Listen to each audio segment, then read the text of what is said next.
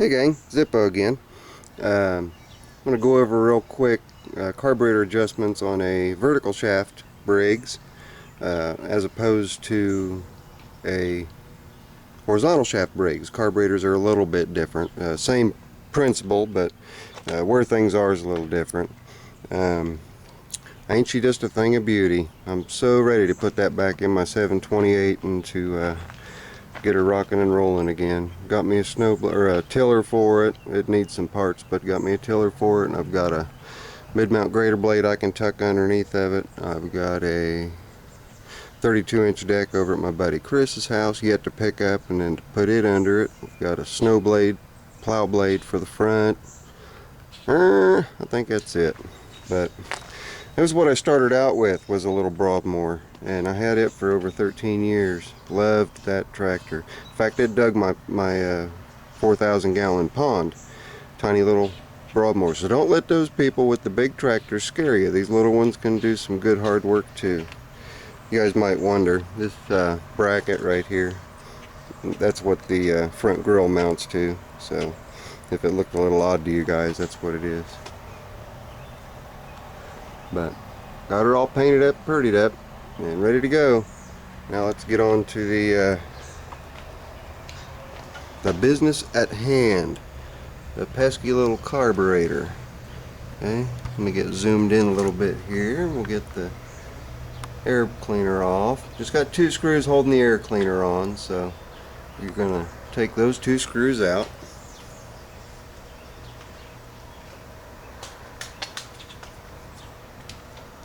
And of course they're up here out of the line of sight, so I'm just going to loosen them up and pop the air cleaner off here real quick.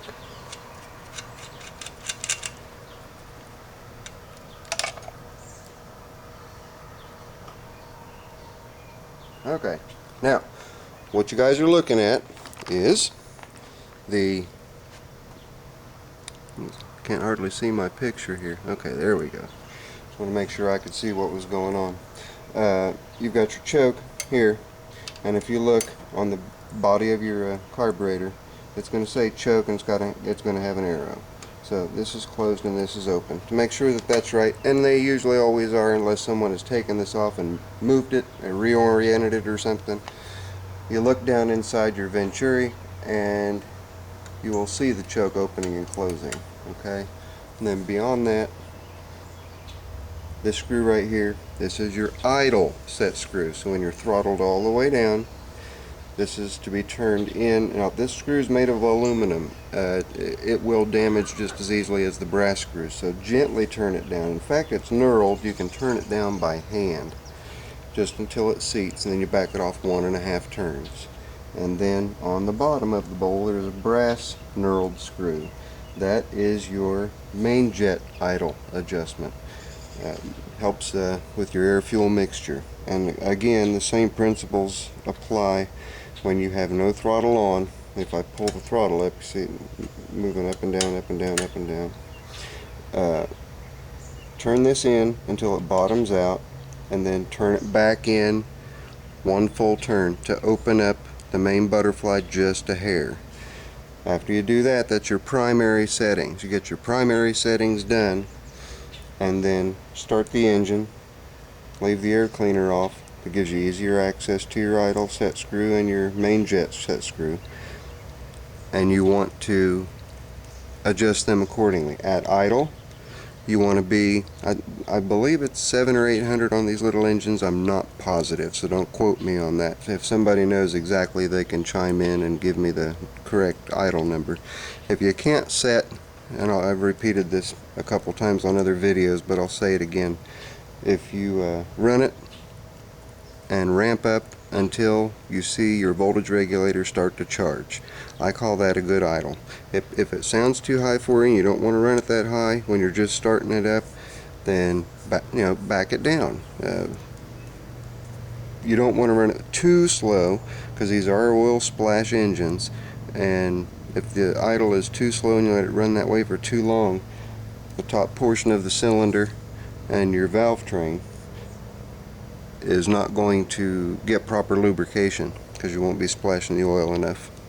Max RPM 3600. I usually figure it at 3600 under load. And these are usually adjusted fairly well from the factory that you don't have to worry about over revving. Other than that, you just want to make sure that your gaskets are good on your intake elbow, and you want to make sure that your gasket's good on your fuel bowl.